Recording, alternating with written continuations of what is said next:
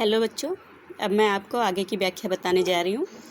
जब कैकेयी बोलते हैं श्री रामचंद्र जी से कि मैं भरत को ही नहीं जान पाई उसको कि यह कैसा है, तो सब कुछ अगर सच है तो तुम वापस चलो अयोध्या लौटकर।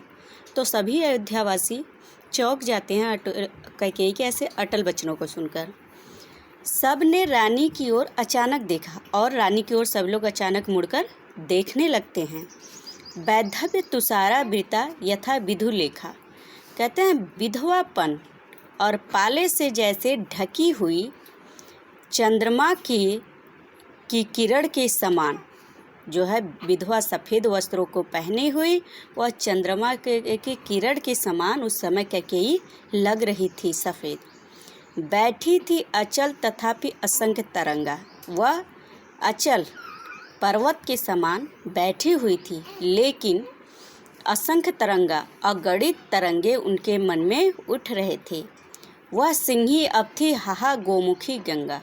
वह सिंहिनी के समान हाहा कर गोमुखी गंगा की तरह चली उठकर। हाँ, जानकर भी मैंने न भरत को जाना। कैकेयी राम से कहती हैं कि हाँ राम, मैंने भरत को तो जन्म दिया, लेकिन भरत को जान नहीं पाई।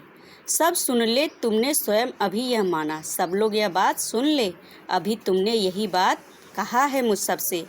यह सच है तो फिर लौट चलो घर भैया।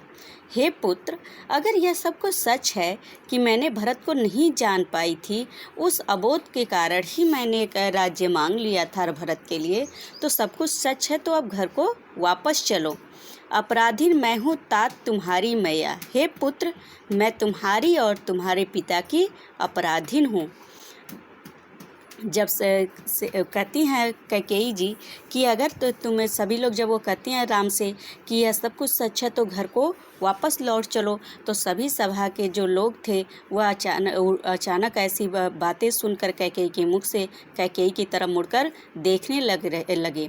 उस समय कैकेयी विधवा का लिबास पहने हुए सफ़ेद बर्फ से ढकी हुई मानो चंद्रमा की किरण के समान लग रही थी। वह अचल पर्वत के समान बैठी हुई थी, लेकिन उनके मन में असंख्य तरंगे उठ रहे थे। वह सिंहिनी के समान जब सब कुछ सुन ली तो हाहा कर जैसे गोमुखी गंगा निकल कर चलती हैं उस तरह से उठ खड़ी हुई और बोली, हाँ पुत्र, मैंने भरत को जन्म दिया, लेकिन भरत को आज तक नहीं जान पाई। अगर यह सब कुछ सच है तो तुम अब घर को लौट चलो और सब लोग यह समझ लें कि अभी आपने यह बात कही है। हे पुत्र, मैं तुम्हारे और तुम्हारे पिता की अपराधीन हूँ।